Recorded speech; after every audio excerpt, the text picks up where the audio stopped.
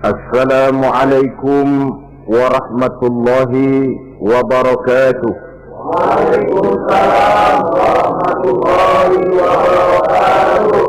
Bismillah walhamdulillah, wassalatu wassalamu ala sayyidina rasulillah, sayyidina wa maulana Muhammad ibn Abdullah wa ala alihi wa sahbihi wa mawalah. Amma ba'du, subhanaka la ilma lana illa ma 'allamtana innaka antal alimul hakim. La hawla wa la quwwata illa billahil aliyyil azim. Saudara-saudara kaum muslimin rahimakumullah, ada 3 perintah Allah yang berangkai dalam Al-Quran yang menurut para ulama tidak diterima yang satu apabila yang lain tidak dikerjakan. Di antaranya ayat aqimus shalah wa atuz zakah. Yang kedua ati'ullaha wa ati'ur rasulah. Dan yang ketiga ayat anishkurli wa liwalidayka. Perintah ini merupakan perintah yang berangkai. Aqimus shalah wa atuz zakah. Dirikan salat dan bayar zakat. Artinya tidak diterima salatnya orang yang tidak membayar zakat, dan tidak diterima zakatnya orang yang tidak mendirikan salat. Perintah ini berangkai pada saat salat dikerjakan, zakat apabila sampai haul dan nisabnya harus dibayarkan. Begitu juga pada ayat ati'ullaha wa ati'ur rasul. Taatlah kamu kepada Allah dan taatlah kamu kepada Rasul. Tidak diterima taat kepada Allah kalau membelakangi Rasul, dan tidak diterima mentaati Rasul kalau tidak mentaati Allah. Keduanya berangkai dan tidak terpisahkan satu dengan lainnya. Taat kepada Allah artinya harus taat juga kepada Rasul. Mengamalkan Quran artinya juga harus dengan mengamalkan sunnah. Oleh karenanya sering diingatkan, usaha memisahkan umat Islam dari Islamnya selalu diawali dengan memisahkan umat Islam dari ulamanya. Dan ini bukan urusan baru. Sejak zaman dahulu, orang-orang yang anti kepada Islam selalu berusaha memisahkan umat Islam dengan Islamnya. Caranya pertama dipisahkan umat dari ulama. Kalau cara ini berhasil, mereka masuk kepada tingkat yang kedua, ditanamkan keraguan kepada sunnah. Kalau cara ini pun juga mereka berhasil, masuk kepada bagian ketiga yang terpenting, menanamkan keraguan kepada Al-Quranul Karim.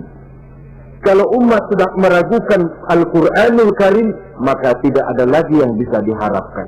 Oleh karena itu, ati'ullah dan ati'ur rasul tidak bisa dipisahkan satu sama lain. Apabila kita mengamalkan ajaran Quran, seiring dengan itu kita juga harus menegakkan sunnahnya. Adapun ayat yang ketiga yang merupakan perintah berangkai ini, anishkurli wa liwalidayka, kata Allah. Hendaklah engkau bersyukur kepadaku dan bersyukur kepada ibu bapakmu.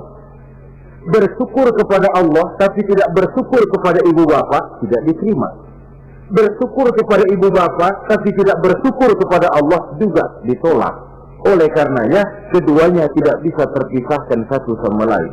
Orang yang pandai bersyukur kepada Allah, dia harus pandai juga bersyukur kepada ibu dan bapaknya.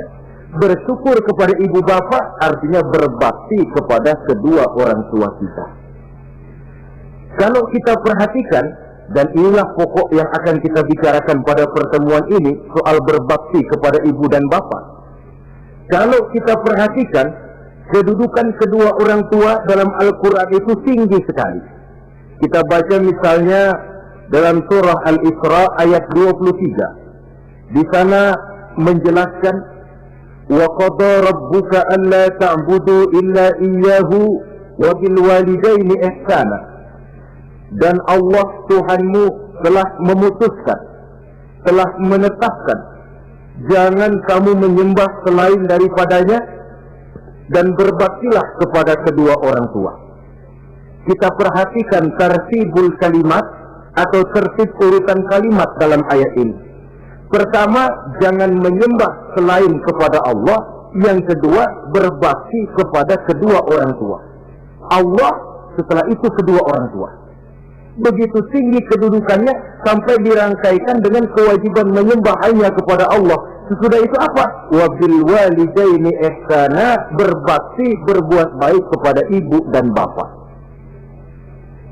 Dulu dalam surah An-Nisa ayat 36 kita temukan wa'budullaha wa la tusyriku bihi syai'a wa bil walidaini ihsana.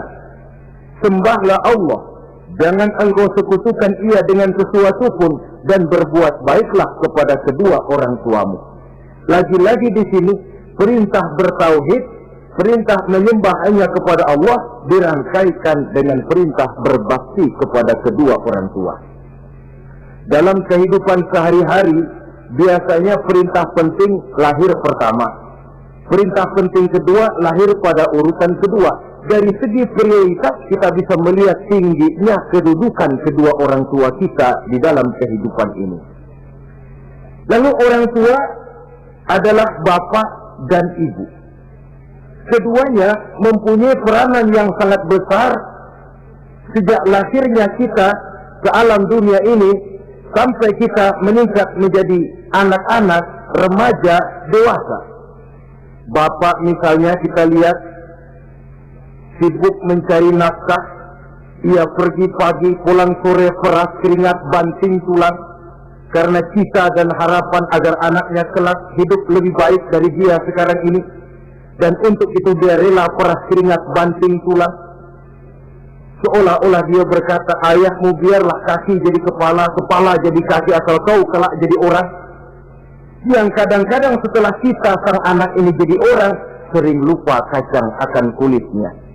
Sehingga boleh jadi orang lalu berkata, kalau orang tua kaya, anak jadi raja. Kalau anak yang kaya, orang tua sering jadi budak. Orang tua kaya, anak jadi raja, apa yang dia mau jadi kenyataan. Tapi kalau anak yang kaya, kadang-kadang orang tuanya yang jadi budaknya. Lalu di samping sibuk mencari nafkah, bapak juga memberikan perlindungan dalam kehidupan ini.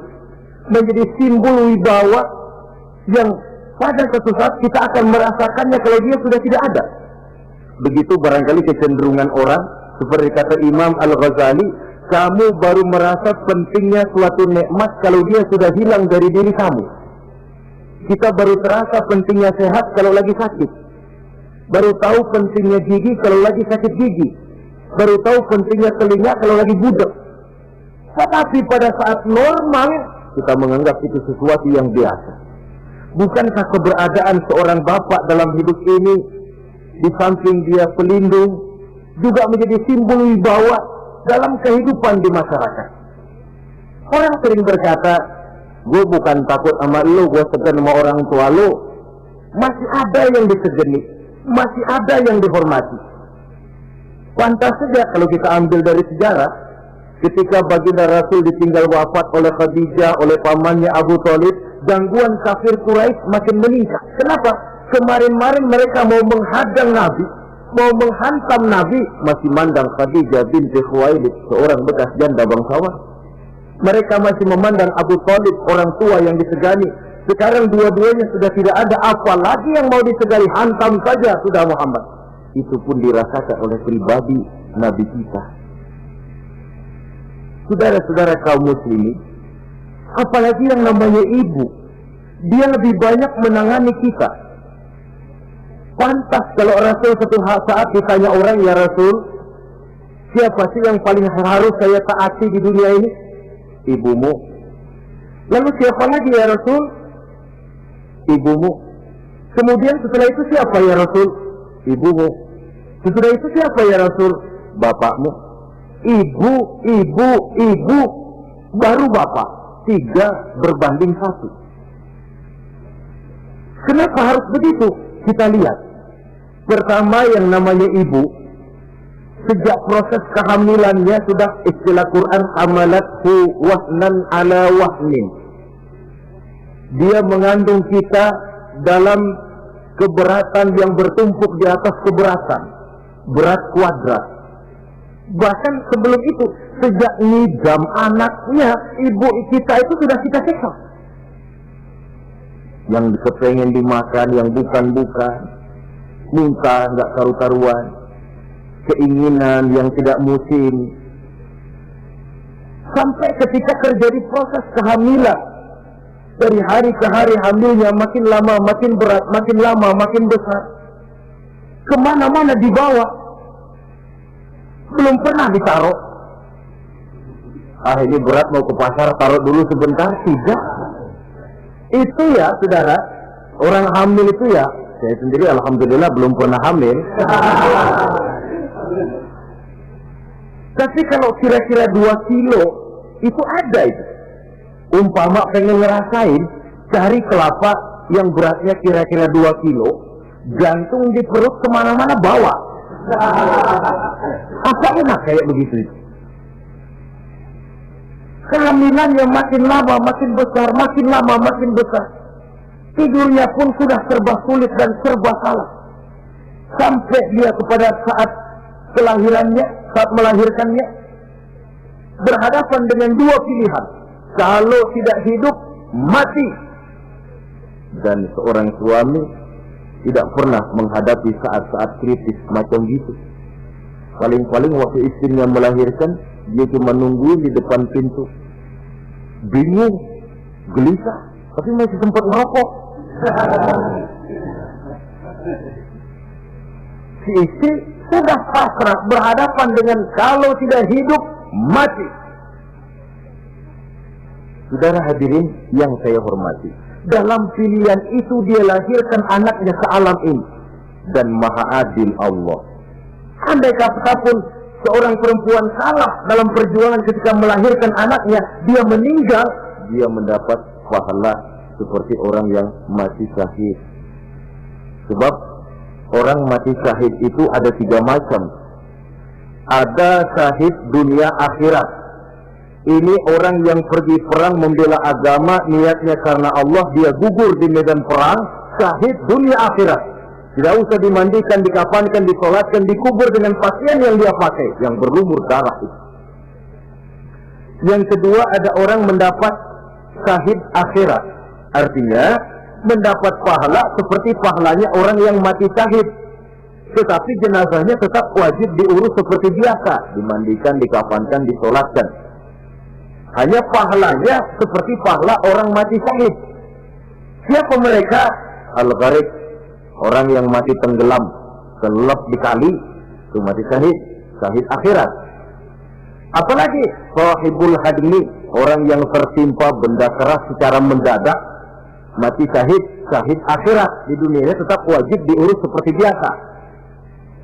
Saudara lagi jalan enak-enak ketiban batu 2 ton, mati, mendapat pahala syahid, syahid akhirat. Tapi jangan diniatin.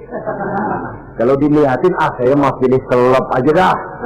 Lu nyebur ke kali, mati, syahid. Tidak. Konyol malah itu, bunuh diri namanya. Nah, di antaranya yang mati syahid itu perempuan yang meninggal pada saat melahirkan anaknya. Tapi masalah kita dalam pilihan antara hidup dan mati, dia lahirkan anaknya ke alam ini. Kalau proses mengasuh dan membesarkan lebih banyak sang ibu ketimbang sang bapak. Tengah malam, bapaknya sudah asik rela, si ibu masih saja berkutat dengan anak bayinya, dibungkusnya pakaian, si anak pun pipis digantinya itu, setelah itu dijaganya juga dari gigitan nyamuk. Sehingga pepatah bilang kasih ibu sepanjang jalan, kasih anak sepanjang galah. Ini berarti bahwa bagaimanapun upaya hendak menebus jasa daripada ibu memang sulit untuk tersebut. Oleh karenanya saudara-saudara, pantas saja kalau Nabi sampai 3 kali ibumu, setelah itu bapakmu. Nah, oleh karenanya apa sebenarnya kewajiban seorang anak kepada kedua orang tuanya. Dengan kata lain, bagaimana kita berusaha untuk berbakti kepada ibu bapak ini. Di dalam kitab Tanbihul Ghafilin ada dijelaskan, lil walidi 'alal waladi asharatu huquqin. Orang tua mempunyai 10 hak terhadap anaknya. Dengan kata lain, kewajiban anak kepada orang tuanya ada 10. Pertama, at-ta'am in ihtaja. Memberikan kedua orang tua makan kalau dia keduanya memerlukan makanan. Malah yang lebih ideal dia usahakan agar makanan yang diberikan kepada kedua orang tuanya lebih baik dari yang dia makan sendiri. Kita kadang-kadang beli juga kue, buahan, tapi kita sortir dulu. Di rambutan yang kontes-kontes kasih babak sono. Saudara hadirin yang saya hormati, suatu saat Nabi Musa pernah memohon kepada malaikat Jibril, "Ya Jibril, tolong tunjuki siapa kira-kira teman saya di surga nanti." Lalu Jibril mohon kepada Allah, Allah memberitahu Jibril kasih tahu Musa, temannya di surga nanti tukang daging di pasar, jualannya di pojok parasnya begini-begini, semit. Nabi Musa ingin tahu apa keistimewaan tukang daging ini, kok akan jadi teman saya di surga nanti. Dia samperin, "Assalamualaikum." "Waalaikumsalam." Lalu kenalan. Setelah datang waktu pulang, Nabi Musa ikut ke rumah tukang daging ini. Diambil daging, sampai di rumahnya, itu daging dia rebus, matang, dia hidangkan kepada ibunya yang sudah tua renta. Disuapinya ibunya. "Tiap hari kamu kerjakan ini?" "Tiap hari," kata si anak tadi. "Saya beri makan kedua orang tua ibu saya yang sudah tua renta itu." Si ibu setelah disuapin oleh anaknya berdoa, "Allahumma ja'al ibni jalisa Musa fil jannah." Ya Allah, jadikanlah anak saya ini teman Nabi Musa di surga nanti. Amalan si anak cuma nyuapi ibunya, tapi doa ibunya itu yang dijawab dan diterima oleh Allah. Si ibu berdoa, "Ya Allah, anak saya ini jadikan teman Nabi Musa di surga nanti." Allah kabulkan doa ibu yang tiap hari disuapi diberikan makan oleh anaknya. Jadi taruhlah kita sebagai anak ini, ibadah kita barangkali menyebabkan doa kita belum begitu diterima oleh Allah. Permohonan kita barangkali masih nyangkut di langit. Tapi jikalau kita bisa menyenangkan hati ibu bapak kita yang mendoakan kita, insya Allah makbul. Kalau orang tua itu doanya makbul, sumpahnya juga manjur. Kalau ibu sudah berkata, "Nak, air mata yang tertumpah terurai untuk mengasuh dan membesarkanmu, nak. Air susu ibu yang kau minum sampai kau tumbuh menjadi dewasa semacam ini, seluruh cucuran keringat dan jerih payah ibu rela, nak. Mudah-mudahan kau jadi orang berguna. Insya Allah hidup ada berkahnya." Tapi kalau hati orang tua sudah masgul, apalagi sampai keluar sumpahnya, banyak legenda-legenda, entah itu yang namanya si Malin Kundang, anak durhako, entah itu riwayat-riwayat lain yang menjelaskan bahwa tidak ada keberkahan yang bisa tegak tanpa doa dari ibu dan bapak. Saudara-saudara kaum muslimin yang saya hormati, memberikan makan kepada kedua orang tua. Sekarang kalau kedua orang tua mampu bagaimana? Tidak jadi soal. Tidak jadi soal orang tua mampu atau tidak kita mengirimkan makanan. Apalagi kalau orang tua kita sudah lanjut usianya, iyalah kalau umur 40-50 tahun masih bisa makan sendiri. Tapi pada saat saudara yang berbahagia dikaruniai orang tua berumur panjang, 70, 80, 90 tahun, sesuai dengan janji Allah, "Wa man nu'ammirhu nunakkishu fil khalqi." Siapa yang kami panjangkan umurnya, kami kurangi bentuk kejadiannya. Artinya berkurang nikmat Allah itu. Panjang umur, nikmat berkurang. Artinya mata sudah lamur, pikiran sudah rada pikun. Nunakkishu fil khalqi, berkurang kejadian asalnya itu. Kesempurnaannya sudah tidak ada lagi. Mengurus orang tua macam begitu memang kalau nurutin pegawainya ya makan nasi. Kadang-kadang karena pikun pagi-pagi pengen kita beli es puket, makan Lagi zaman suka tukang bubur, kepengen makan bubur. Tapi di situ ujian. Begitulah dahulu orang tua kita melayani kita dikala kita belum masih merah, belum bisa berbuat apa-apa, belum punya pilihan. Tapi mereka sabar, mereka ikhlas. Tidak sabarkah kita? Tidak ikhlaskah kita di hari tua mereka? Kita mengasuh dan melayani mereka. Kadang-kadang karena rewel, anak kelepasan omong. Udah tua, rewel aja. Hancur hatinya. Dalam keadaan tidak berdaya, mendapat kata yang tidak enak lagi dari anak-anaknya. Saudara hadirin yang saya hormati, jadi soal orang tua mampu atau tidak memberi makan, itu bukan soal, tapi kewajiban anak memberikan makan kepada kedua orang tuanya. Ini kewajiban yang pertama. Kewajiban yang kedua, al-khidmatu ilah saja. Al-khidmah artinya berbakti kepada ibu dan bapak. Satu hari ketika kumpul dengan para sahabat, Nabi pernah berpesan kepada Sayyidina Umar bin Khattab radhiyallahu anhu. Umar, saya ya Rasul, nanti kalau kamu sempat datang ke kota Madinah, Umar, cari anak muda yang bernama Uwais Al-Qarni dan kau minta didoakan olehnya. Sayyidina Umar heran. Ini yang menyuruh Rasul. Padahal Rasul doanya mustajab. Dan lagian masih banyak orang-orang tua. Kenapa kalau datang ke Madinah suruh cari anak muda namanya Uwais Qarni dan minta didoakan olehnya? Apa keistimewaan Uwais Al-Qarni ini? Jadi ini pun juga alasan kata Nabi, aksiru minan nas bidu'ail khair fa innaka la tadri min ayyi fahin yuqbal. Banyak-banyaklah kamu minta doa kebaikan dari orang lain, sebab kamu tidak tahu dari mulut yang mana doa diterima Allah. Menurut kita barangkali orangnya kere, nggak ada potongan, tapi kalau doanya diterima Allah, siapa yang sanggup menghalangi? Ada orang bilang, enakan doa sendiri langsung mantap, tidak jelek. Tapi minta didoakan orang lain pun tidak salah. Saudara-saudara yang saya hormati, kadang-kadang tukang minta-minta pengemis datang ke rumah. Kita kasih 100 rupiah, lalu keluar doanya kan, mudah-mudahan rezekinya bapak lancar dan segala macam. Ada orang yang nggak sabar, dia bilang, Allah kenapa saya kamu doain dirimu sendiri aja dah, supaya besok jangan jadi pengemis lagi. Secara logika mungkin, secara logika. Tapi agama bukan cuma logika. Siapa tahu dan siapa yang bisa menghalangi kalau doa dari mulut tukang pengemis itu yang diterima Allah? Tidak seorang pun yang tahu. Nah, Sayyidina Umar heran, apa sih keistimewaan Uwais Al-Qarni ini?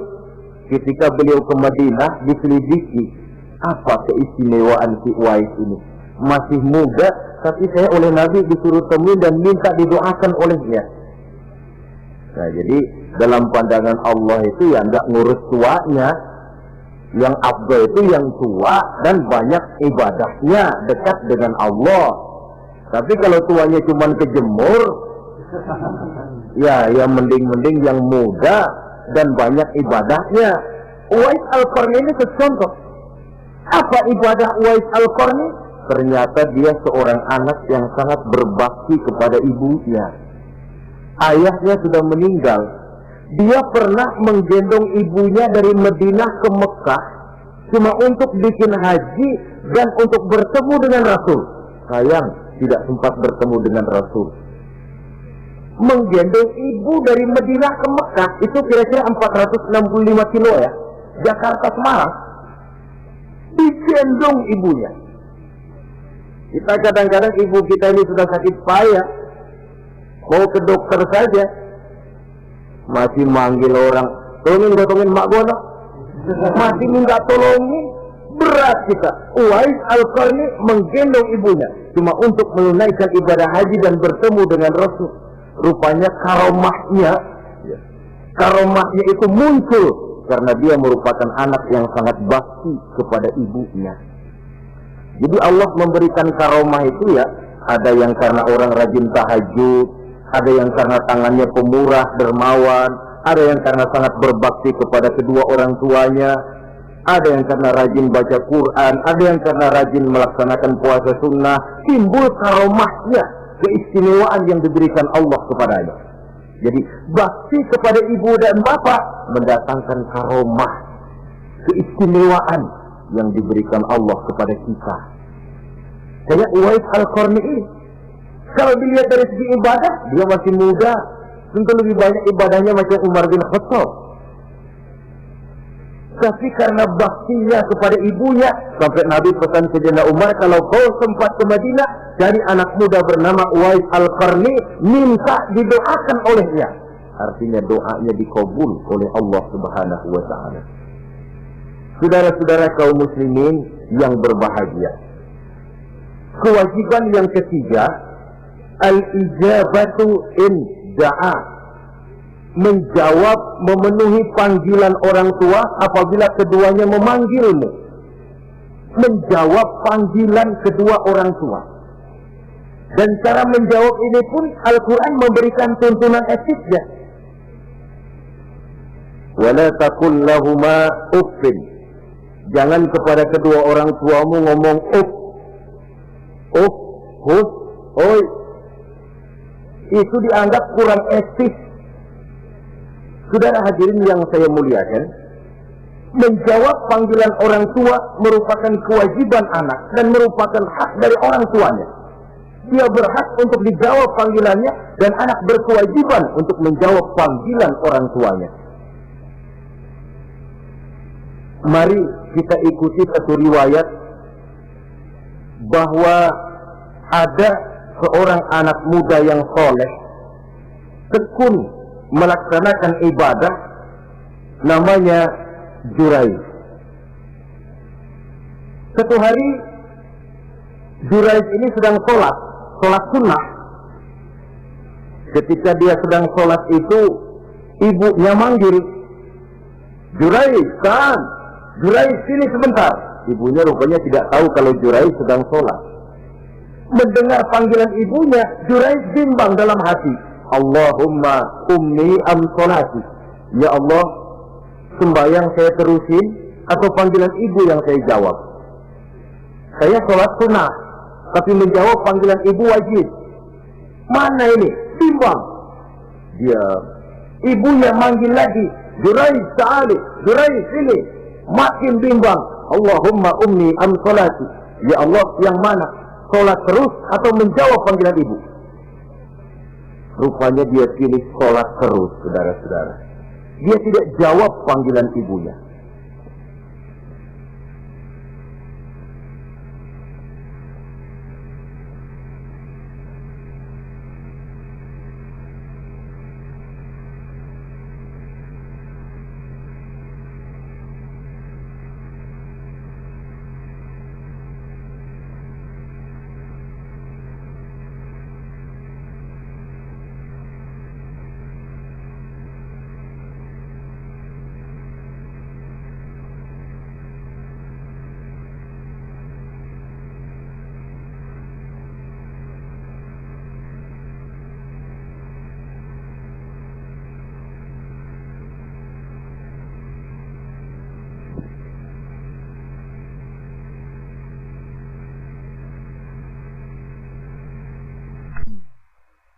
Karena panggilannya tidak dijawab ini, mangkel rupanya hati sang ibu.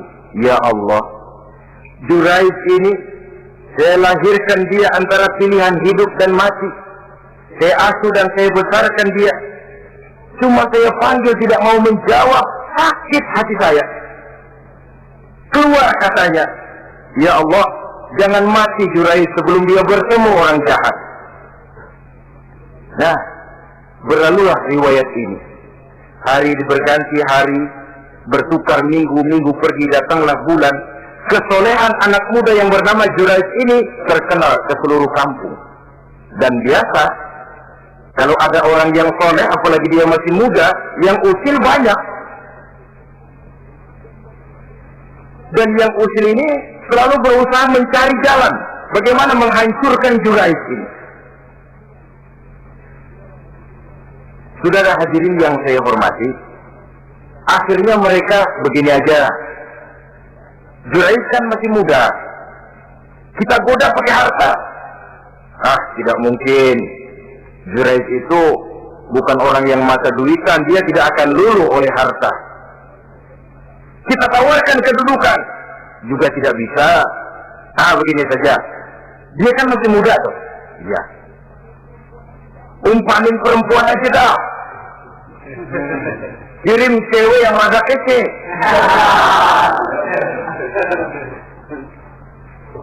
Dicarilah perempuan untuk menggoda Juraiz ini. Sampai satu malam Juraiz sedang ibadah di mihrab dalam masjid, masuk perempuan ini dengan langkah gemulai, dengan suara merdu mendayu-dayu, mencoba merayu, membujuk, memperdaya, mempesona Juraiz. Tapi nggak kena. Sejak dari berpakaian lengkap si perempuan ini, sampai bahasa Arabnya Uryanun Thalik, tanpa kehelai benang pun lagi lekat di badannya. Menggoda Juraiz, memegang Juraiz, muter-muter di depan Juraiz, tanpa selembar benang pun lekat di badannya. Juraiz mantap. Si perempuan karena sudah kadang merasa dibayar lalu nggak berhasil kan malu. Akhirnya dia keluar dari masjid, dia pergi ke sebuah kampung, di sana dia berzina dengan seorang pengembala kambing dan hamil. Ketika hamilnya besar, si perempuan ini kemana-mana pidato. Saudara-saudara, kenal nggak Juraiz? Kenal. Yang katanya rajin benar ibadah tuh, yang mainannya di masjid melulu, yang mainannya tasbih melulu. Nih, perut saya nih. Dia urusannya tuh. Juraiz, apa betul? Bohong. Akhirnya Juraiz dicari orang, macam-macam, yang caci maki, bahkan ada yang nyambitin pakai batu sampai berdarah kakinya, berdarah tangannya. Caci maki orang sudah nggak karu-karuan. Masjid lu ya, topeng doang lo. Saudara hadirin yang saya hormati, kita lihat di sini, Juraiz sedang sholat sunnah, dipanggil oleh ibunya, tidak menjawab. Cuma itu ilatnya. Dan ibunya pun tidak tahu kalau Juraiz sedang sholat. Keluar omongan yang tidak enak, dan omongan itu manjur. Kata Juraiz, saudara-saudara begini, apakah di antara saudara-saudara ada yang lihat saya melakukan zina dengan perempuan ini? Tidak ada. Lalu atas dasar apa saudara menuduh saya? Dia pengakuan si perempuan tadi. Nggak bisa dong kalau nggak ada saksi. Sekarang begini saja. Bagaimanapun saya ngotot, saudara nggak percaya, kita tunggu saja sampai si bayi ini lahir. Kita tanya dia nanti siapa bapaknya. Baiklah kalau begitu. Ditunggulah saat kelahiran sang bayi. Begitu bayi itu lahir ke alam ini, bron merah, masih orok. Setelah dibersihkan, ditekan perutnya oleh Juraiz, ya gulam, kul man abud. Bayi, tolong kasih tahu siapa bapakmu. Dengan izin Allah itu orok, bayi yang masih merah ngomong, bapak saya tukang ngangon kambing di kampung Ano. Kata Juraiz tuh kan, gua tuh juga bukan gua ya. Gak percaya sih ente, main sabot aja. Begini akhirnya nih, ternyata sedang sholat sunnah dipanggil, tidak menjawab, ibunya mangkel, keluar omongan tidak enak, itu masih manjur. Apalagi kalau nggak lagi ngapa-ngapain, dipanggil nggak jawab, atau menjawab dengan panggilan yang nyakitin hati, tentu saja lebih manjur lagi ucapan orang tua kita itu. Saudara-saudara yang saya hormati, jadi kewajiban ini al-ijabatu inda'a, menjawab apabila dipanggil. Teorinya mudah ini, prakteknya yang sulit. Pada suatu saat kita sedang menghadapi urusan yang sangat penting, orang tua manggil. Pada suatu saat kita sedang menghadapi tamu untuk sesuatu yang vital, orang tua manggil. Pada saat semacam itu, seperti ada hadis tuan rumah wajib menghormati tamu. Itu sih mudah dalam situasi normal. Tapi coba malam kita sudah nggak tidur, begitu mau tidur baru mau ngelayat assalamualaikum tamu. Kondisi begini untuk mengamalkan hadis tadi bisa apa tidak menghormati tamu dalam kondisi yang memang kita ini sudah mestinya istirahat. Mestinya kan hati kita, kamu nggak tahu diri banget, gue mau tidur. Datang. Kalau kondisinya normal, menghormati tamu bukan sesuatu yang sulit. Begitu juga menjawab panggilan orang tua ini. Kalau kondisinya normal, mudah. Tapi dalam kondisi di mana kita berhadapan dengan pilihan ini atau ini, di situ akan kelihatan bakti anak kepada kedua orang tuanya. Yang keempat, kewajiban anak al-ita'atu in amara ghairi maksiyatin. Taat kepada ibu bapak sepanjang perintahnya tidak untuk maksiat kepada Allah. Kalau sudah perintahnya untuk maksiat, gugur kewajiban untuk taat. Umpamanya ada orang tua ngajak anaknya, "Nak, Om, warung pojok yuk." "Ngapain, Mbak?" "Kita teler." Umpama anak tidak wajib taat. Atau ada orang tua musyawarah sama anaknya, "Nah, gimana kalau kita pindah agama saja?" Tidak wajib taat. Sepanjang perintah itu tidak untuk melakukan maksiat kepada Allah, anak wajib taat. Dan jangan lupa, kewajiban taat kepada kedua orang tua di bawah kewajiban taat kepada Allah dan Rasulnya. Allah dan Rasulnya, setelah itu ibu bapak. Apabila perintah tidak untuk melakukan maksiat, maka anak wajib untuk melakukan taat kepada kedua orang tuanya. Ini kewajiban yang keempat.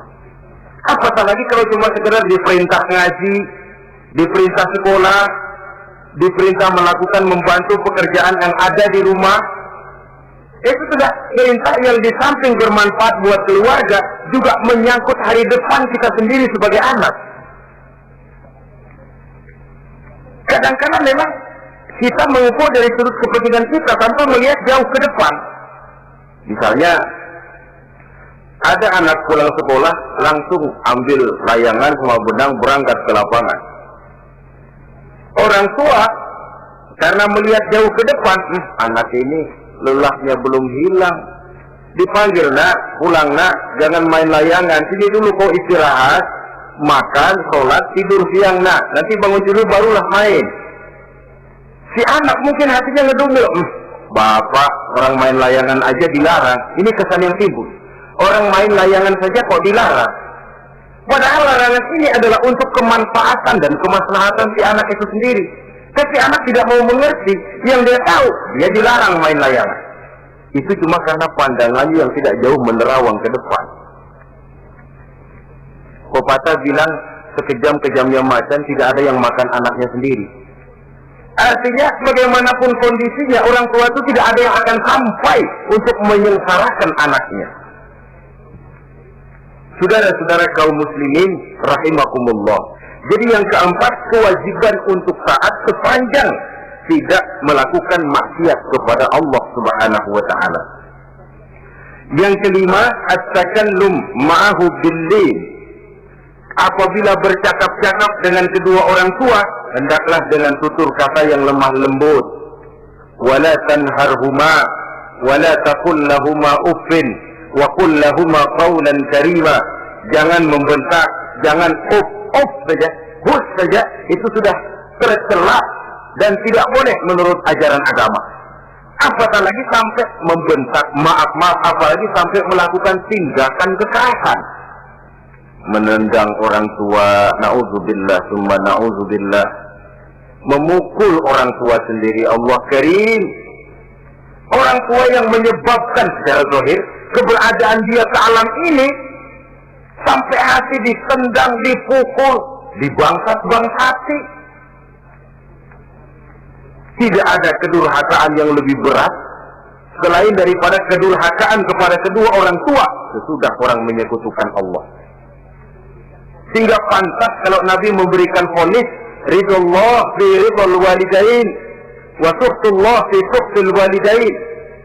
keridhaan Allah di dalam keridhaan ibu bapak, dan murka Allah pun berada dalam kemurkaan ibu bapak. Ibu bapak ridho, Allah insya Allah ridho. Ibu bapak murka, Allah murka. Jadi kebahagiaan apa yang bisa kita tegakkan dalam hidup tanpa restu dan doa kedua orang tua kita? Si anak mungkin karena pendidikannya lebih tinggi, pengalamannya lebih luas, pergi ke mancanegara, bisa segala macam bahasa, dididik secara canggih. Tapi apakah itu lalu berarti dia harus memalingkan diri dari kedua orang tuanya? Sama sekali tidak. Disinilah unsur yang namanya keberkahan. Maka sering dijelaskan orang tua adalah keramat hidup. Kita sering ziarah. Ya kadang-kadang kalau yang diziarahi kiai ya lumayan. Kadang-kadang yang diziarahi dukun yang sembahyang aja enggak. Dari Mbah Ano, dari Ambah Ano, dari keramat Ano, dari keramat ini, dari keramat itu. Dan jangan lupa di beberapa daerah yang namanya kiai itu ya, yang disebut kiai, bukan cuma orang yang ngerti agama. Ya kalau saudara ke keraton Jogja mana, segala gerobak namanya kiai. Iya toh, kereta kencana itu. Degung namanya kiai. Lalu jangan lupa itu. Misi Zending pertama namanya juga Kiai Hadrak itu. Kiai, tapi misi Zending. Kalau di sana itu kiai itu panggilan untuk yang dipertua. Kita ziarah cari keramat Mbah Buyut, Mbah Sapu Jagat, Mbah Brojo, macam-macam Mbah. Tapi kita lupa di rumah kita ada keramat hidup. Siapa itu? Ibu bapak kita. Sebelum jauh-jauh lah berziarah ke tempat-tempat yang lain, di rumahku ada keramat yang hidup. Ibu dan bapak kita sendiri, keramat hidup. Dengan doanya, hidup jadi berkah. Tapi kalau kita sakiti hatinya, hidup ini lalu jadi sempit, jalan bagai tertutup. Maka berbahagialah seorang anak apabila dia sudah sanggup melakukan satu bakti yang bisa menyenangkan hati kedua orang tuanya. Bercakap-cakap, berbicara dengan lemah lembut. Kadang-kadang di sebagian daerah ya sudah jadi kebiasaan manggil orang tuanya pakai elu aja. Bapaknya dianggap CS. Salaman juga main kedet aja. Halo be. Hitam tuh bapaknya nggak boleh mulai, main buat aja. Dari panggilan saja, saudara hadirin yang saya muliakan, sudah memberikan cermin. Sebab bahasa adalah cermin dari pribadi orang. Kalau kepada orang tua kita sendiri kita memakai bahasa yang kasar, cermin bahwa pribadi kita memang pribadi yang kasar. Jadi pantas kalau agama mengatakan, apabila kedua orang tuamu sudah mencapai usia lanjut, fala tanharhuma, jangan membentak, wala taqul lahuma uffin, jangan berbicara uff, wa qul lahuma qaulan karima, sampaikan berbicara kepadanya dengan qaulan karima, kata-kata yang mulia, bukan kata-kata yang bagus dan indah diminta, qaulan karima, kata-kata yang mulia. Ya Allah, luhur, indah betul bahasa Quran ini. Berbicara kepada kedua orang tua dengan kata-kata yang mulia. Jadi sekedar itu saja tidak boleh, konon lagi sampai membentak. Termasuk orang tua ini yang mertua. Kalau orang tua kan tiga loh. Orang tua yang menyebabkan kita lahir ke dunia, ibu bapak kita.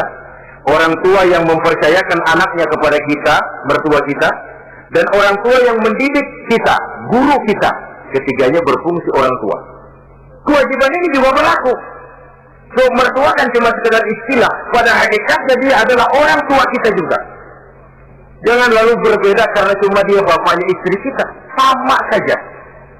Kalau kepada orang tua sendiri menghormati, lalu kepada mertua kita kurang begitu perlu, itu adalah satu sikap yang tidak adil. Tentu itu akan menyakiti hati istri. Atau kalau dia istri, akan menyakiti hati suami. Berkata dengan kata-kata yang mulia. Saudara-saudara, yang keenam, in ihtaja ilal kiswah kasahu in qadara 'alaiha. Kalau dia perlu pakaian, berikan pakaian walaupun dia sendiri mampu membeli. Nah, antarin bapak beli kacamata yuk. Ayo pak. Sudah sampai di toko kacamata, bayar oleh anaknya. Walaupun si bapak punya duit dan si bapak yang ngajak beli, kewajiban anak bayarin. Jangan mentang-mentang bapaknya cuma minta dianterin, benar-benar nganterin. Bapaknya ngeluarin dompet cuek aja. Mana ada kembalinya pak? Wah, kembalinya ditarik. Ya kalau anak belum punya penghasilan ya wajar. Yang kita maksud di sini, anak sudah mandiri dan punya penghasilan yang memadai bahkan mencukupi untuk membantu orang tuanya. Saudara hadirin yang saya muliakan, dan ini juga kalau memang bisa, seharusnya orang tua kita pakaikan yang lebih baik dari yang kita pakai sendiri kalau bisa. Sebab nantinya sikap kita kepada orang tua kita itu akan jadi bahan bibir di masyarakat. Jangan ya, dia enak-enakan orang tuanya begitu aja ya. Mungkin di depan kita orang tidak bicara, tapi di belakang kita kok tegel ya, kok sampai hati ya. Dia enak-enakan berdiri di Menara Gading, tapi orang tuanya tiap hari kerja begitu berat. Saudara hadirin yang saya hormati, sekali lagi, di depan kita orang mungkin tidak berani bicara, tapi di belakang itu akan jadi buah bibir. Ini dari segi kita memelihara muru'ah. Yang ketujuh, al-masyu khalfuhu. Kalau jalan, mengiring. Artinya, di belakang orang tuanya. Ini adabnya. Adab berjalan. Saudara yang saya hormati, ini yang dicontohkan oleh baginda Rasul. Jika berjalan dengan orang-orang tua, beliau belakangan. Kenapa? Ini merupakan simbol penghormatan kita kepada orang yang lebih tua daripada kita. Tidak mentang-mentang karena pendidikan lebih tinggi, merasa dirinya lebih tahu, lebih pengalaman, selonong boy. Orang tua tahu apa sih? Ngir. Waduh, hebat. Saudara hadirin yang saya hormati, al-masyu khalfuhu, berjalan di belakangnya. Begitu juga untuk mengemukakan pendapat. Kalau suatu saat orang tua mengajak musyawarah, dengarkan dulu omongannya, tangkap seluruhnya. Kalau kita merasa bahwa itu salah, jangan lalu dipotong. Salah pak, jangan begitu, bapak kolot sih. Salah, jangan. So itu akan menyakiti hatinya.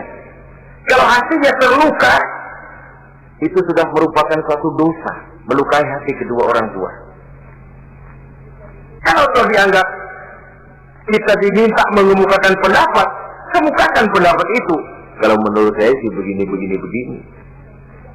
Dan itu memang orang tua yang bijaksana. Dia juga tidak cuma memaksakan pendapatnya, tapi juga minta pendapat dari si anak. Ada timbal balik, sistemnya komunikasi keseimbangan. Inilah makna ucapan Nabi, bukan termasuk golonganku, kata Nabi. Orang tua yang tidak sayang kepada anak muda, dan orang muda yang tidak menghormati orang tua, bukan golonganku. Jadi seimbang tuh. Yang tua sayang yang muda hormat yang tua. Tapi yang tua jangan minta dihormati. Ini kewajiban orang muda, hormati. Kewajiban yang tua apa? Sayangi yang muda. Jangan mentang-mentang yang muda harus menghormati yang tua. Lalu yang tua minta dihormati, gila hormat. Gua kan tuaan lo, kalau salaman sama gue cium tangan ya. Pokoknya kalau lo nggak nanya, gua nggak nanya. Mentang-mentang tua lalu pasang tarik. Tidak, malah kalau menurut tradisi Islam ya, tradisi Islam saya katakan, Nabi itu siapapun yang beliau temui, beliau yang pertama kali memberi salam. Sebab bila dua orang muslim ketemu, yang terbaik adalah yang pertama ngasih salam. Si A, si B ketemu, siapa yang paling baik di antara keduanya? Yang duluan mengucap salam. Jadi berebut mengucap salam. Kita zaman sekarang kadang-kadang kita sudah assalamualaikum yang nyautin kayak sirawan. Mukanya pakai ditekuk. Kita sudah yang muda mau menghormati, yang tua malah gila hormat. Yang muda jangan cuma minta disayangi, tapi nggak sanggup menghormati yang tua. Sistem keseimbangan. Yang tua sayang yang muda hormat kepada yang tua. Kalau ini terwujud, nikmat kehidupan bermasyarakat ini. Kadang-kadang kan pincang, yang tua nggak sayang sama yang muda. Ada bakat-bakat terpendam yang mau maju dianggap saingan. Kalau yang begini maju rusak gua nih. Lalu ditekan. Lalu yang muda pun karena merasa pendidikan lebih tinggi, pandangan lebih luas, nyelongcong jadinya. Kurang ajar sama yang tua. Timbul gap, timbul misunderstanding, salah pengertian. Kalau sudah begitu, kesatuan dan persatuan sulit diwujudkan. Maka usaha pun lalu tidak seperti yang seharusnya. Saudara-saudara yang saya hormati, yang ke-8 sekarang, kewajiban anak itu apa? Al-irqa'u lahu bima radiya li nafsihi. Mencari keridhaan dari orang tua tentang sesuatu yang dia ridho. Artinya, orang tua kita senang apa? Kita berusaha senang itu. Mengukur orang tua itu dengan diri. Ukurannya diri. Yang orang tua kita senang, kita berupaya senang. Orang tua kita senang ngaji, berusaha kita untuk senang hadir di majelis taklim. Orang tua kita senang baca Quran, kita juga berupaya senang baca Quran. Sebab yang paling membesarkan hati orang tua sesungguhnya tidak lain kalau dia melihat anaknya ini sesuai dengan yang dia harapkan. Oh, kalau sudah begitu orang tua itu cucuran keringatnya, peras keringat banting tulangnya, jibakunya, rasanya hilang capeknya. Kebahagiaan orang tua tidak cuma kalau anaknya jadi kaya lalu mengantarkan makan, minum, buahan, peralatan yang serba lengkap, tidak. Lebih dari sekedar itu orang tua berharap dia bisa menerima pensiunan pahala dari meninggalkan anak yang soleh. Alangkah indahnya jika orang tuanya nanti wafat meninggalkan alam ini, anak-anaknya mengurubungi di sekelilingnya, memimpin orang tuanya membacakan syahadat. Anak-anaknya juga yang memandikan, anak-anaknya yang menyolatkan, anak-anaknya yang menurunkan dia ke liang lahat, anaknya yang mendoakan. Alangkah nikmatnya orang tua macam itu. Tapi kan langka. Di samping karena memang orang tua kurang mengarahkan, anak pun kurang perhatian ke arah itu. Begitu bapaknya mati, ambil mana ambil, bermandiin. Akan lebih baik kalau anaknya yang mandi. Tangga-tangga panggil sembayangi, anaknya malah nonton dari jauh, nggak ikut sembayangi, mau kok tegel. Kenapa nggak ikut sembayangin? Ya nggak bisa sembayangi. Ya kalau macam Abu Nuwas dulu nggak bisa, masih ada akal. Ikut sembayang jenazah. Dia nggak tahu kalau sembayang jenazah itu cuma diri, nggak pakai ruku, nggak pakai sujud. Imam takbir dia takbir, begitu takbir kedua dia kira ruku dia. Habis takbir lagi sujud. Orang-orang nggak ada yang sujud, bingung. Selesai ditanya dia, Bunda Was kenapa tadi pakai sujud? Dia bilang ini mayit dosanya kebanyakan.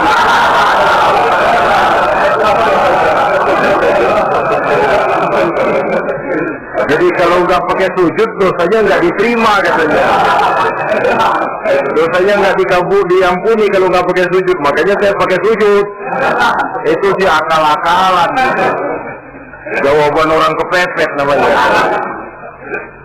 Saudara hadirin yang saya hormati, baiklah ya. Yang ke-9, al-ikrahu lahu bima yakrahu li nafsihi. Membenci apa yang dibenci oleh orang tuanya.